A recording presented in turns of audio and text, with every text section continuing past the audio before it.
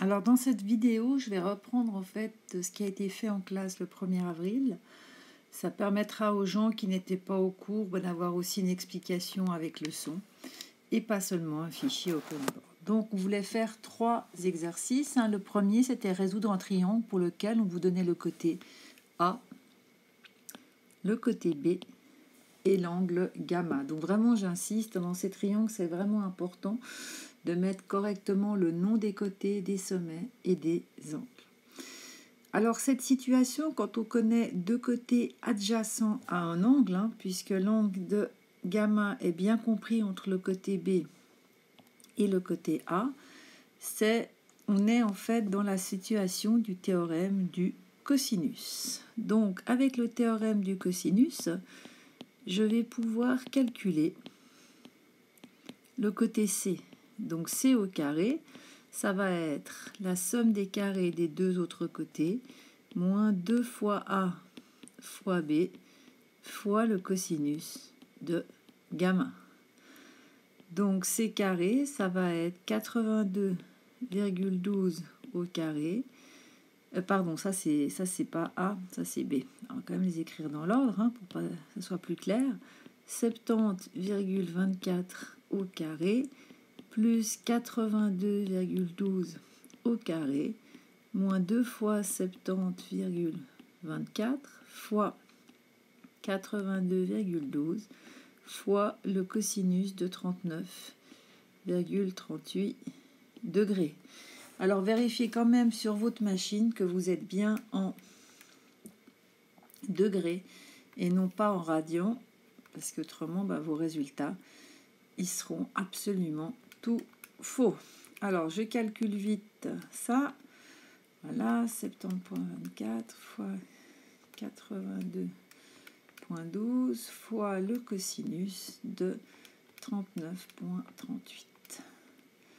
Donc le côté au carré vaut environ 2760, on va dire, et donc C est environ égal à la racine de 2760, pardon, qui est égal à environ 52,54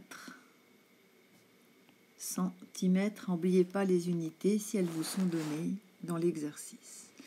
Alors une fois qu'on a les trois côtés, et un angle, on peut soit utiliser pour trouver les deux autres angles le théorème du cosinus, soit utiliser le théorème du sinus. Alors avec le théorème du cosinus, pour une fois on va continuer avec celui-ci, eh bien on peut chercher à calculer bêta.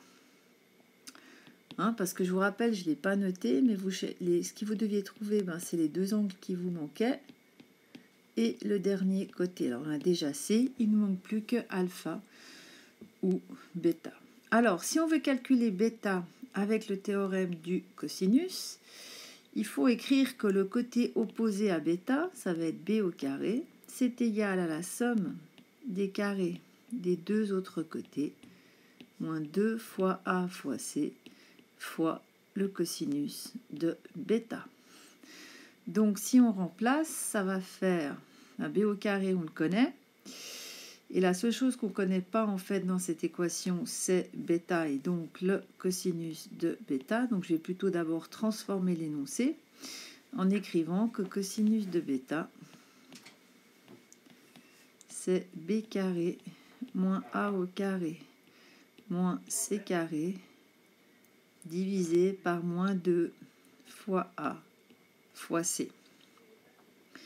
Et une fois que vous avez écrit ça, vous savez que que bêta, ça sera égal au cosinus moins 1. Alors, je vais peut-être remplacer par les valeurs. Maintenant, ça sera plus facile.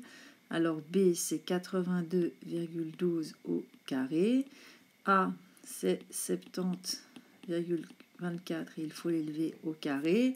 C, c'est 52,54 au carré. Et je dois diviser tout ça par moins 2. Alors, A, c'est 70,24 et C, c'est 52,54. Donc, si on prend la machine à calculer pour calculer ça, 80,12 au carré, moins 70,24 au carré, moins 52,54 au carré. Ça vous donne le numérateur, pardon, divisé par 2 fois 70,24 fois 52,54, ferme la parenthèse, et ensuite on fait cosinus moins 1 de cette quantité, ce qui vous donne un angle d'environ 82,6 degrés. À noter que le côté le plus long en fait de ce triangle, c'est le côté B, et donc forcément bêta est l'angle le plus grand de ce triangle. Et finalement, pour trouver le dernier angle qui nous manque, c'est alpha, ça sera simplement 180 degrés moins gamma moins bêta. Alors, je me suis 39,38 degrés. Bêta, on vient de le calculer. Et tout ça, ça va nous donner un petit coup de machine à calculer, tout va bien. 58,02 degrés. Donc nos résultats sont cohérents puisque l'angle le plus grand, c'est bien l'angle qui est en face du côté le plus grand, c'est bêta. Alpha est bien plus petit, donc ça c'est en ordre. Il faut juste noter dans cet exercice que si vous aviez fait avec le théorème du sinus, je vous rappelle que quand on cherche un angle avec le théorème du sinus, on a deux possibilités, à savoir l'angle alpha et l'angle pi moins alpha. Donc quand vous avez les deux solutions, soit vous regardez à peu près comment se présente le triangle et quel est le côté le plus grand pour savoir la valeur de bêta, soit vous gardez vos deux valeurs et vous calculez la valeur du dernier angle qui vous manque en faisant que la somme des angles est égale à 180 degrés, et soit les deux solutions sont possibles, soit une des deux sera impossible car un angle sera négatif. Voilà pour le premier exercice.